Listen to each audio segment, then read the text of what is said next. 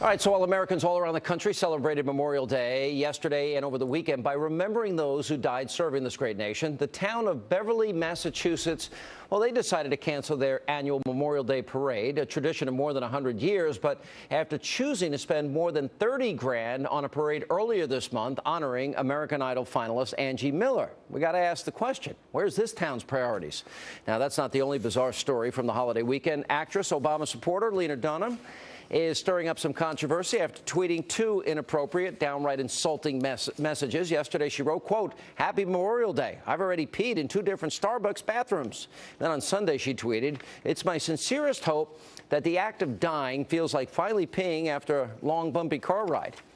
Joining me with reaction, comedian Jim Norton, Fox News contributor, editor for townhall.com, Katie Pavlich. That's not even funny. I mean, at least if it was funny, you might give it a pass, but it's just crude and rude and mean. I'll be honest, I didn't think that her tweets were directed at veterans. I think that was 2 different thoughts. Like, hey, happy Memorial Day, and then you throw in some weird disconnected thing. Because, I mean, I'm interested in her urinary habits anyway, so I was happy to read that. Well, I think it would have been nice if she gave the location as a warning for everybody else. Absolutely, so I could go right in after. But I honestly don't think... So you could stay out after, yeah. I don't think that she was slamming veterans at all, and I don't think that the one about dying and peeing was connected to veterans at all.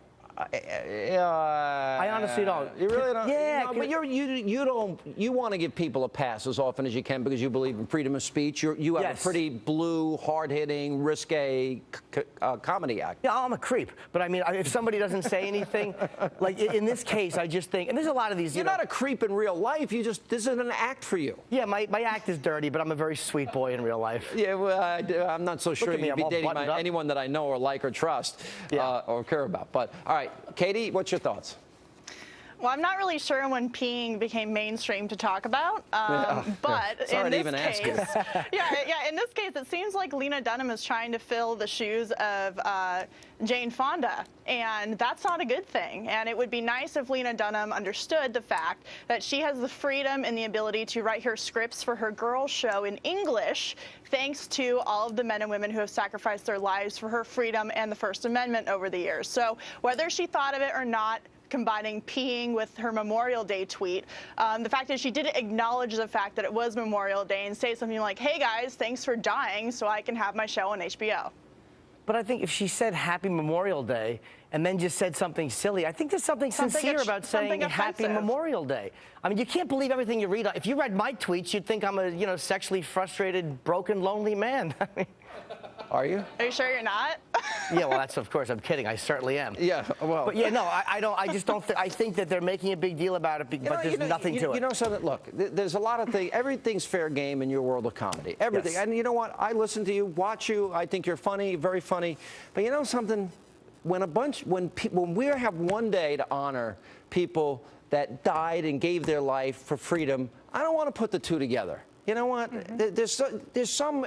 I'm sure you have lines you do not cross. Occasionally I'll put a line in, but like something like this. This is something that I would have tweeted without thinking anything, and you would have tweeted Happy Memorial Day. You believe. Look, you like our military. You honor our military. All right. You would never have put the two together. But I might have, not thinking that it was offensive. Honestly, I'm telling you, sometimes you write something, It's offensive you didn't think about it. It's offensive you didn't think about it. No, it's offensive you didn't think about it. It's not offensive if you don't think it. It's offensive. No, offensive is if you think about it and do it anyway. If someone steps on your foot by mistake, there's a big difference between that and then stepping on your feet on purpose. And you know that. And we don't celebrate Memorial Day the way you're probably supposed to anyway. We look at it as a day off from work. You know how that becomes, that's what people think of when they think of Memorial Day. Coming from a long line of people who served overseas, going all the way back to World War II and the American Revolution, I do think it's offensive that you wouldn't think that on Memorial Day it would be inappropriate to combine a bodily function with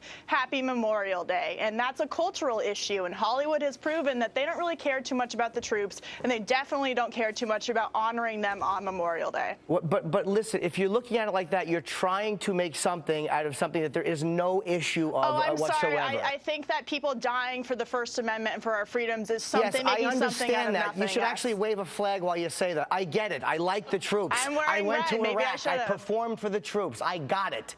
But I don't think that tweeting something that is just kind of a silly joke is disrespectful of the troops. Believe me, I've seen things that people said that were crappy and vomit-inducing and disrespectful. This was just not one of them. It was just a little silly joke that somebody tweeted not thinking. That's not a big issue. Right. You should think more about it. No, I never will think about it again when we're done, ever. You're never going to think about it? No, never. All right. But you know what? You know what I found out through Ancestry.com? My grandfather fought in World War I, and then when he was 60, tried to fight in World War II. That was pretty amazing. It is amazing. That generation, our generation's also very entitled. Like, we don't look at the sacrifice. We feel like we were owed the sacrifice. There is something crappy about this generation. Yeah, but that's got nothing to do with But you know what? We should, that school system sucks so bad we don't remind people. But anyway, good to see you guys.